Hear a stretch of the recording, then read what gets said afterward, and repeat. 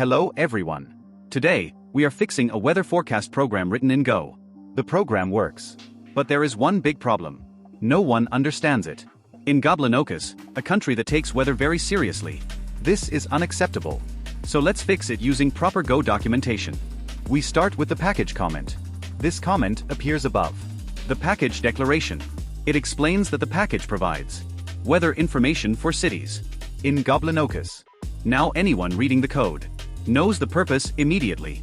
Next, we document the variables. Current condition stores the latest weather condition.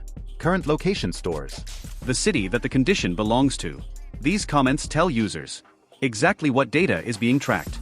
The president of Goblinokus can now relax.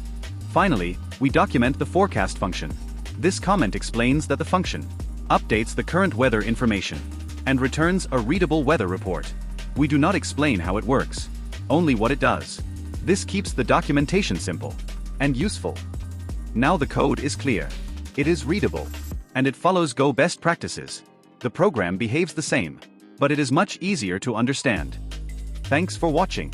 If you enjoyed this tutorial, try the exercise yourself on Exercism. And remember, even goblins deserve clean code. See you next time.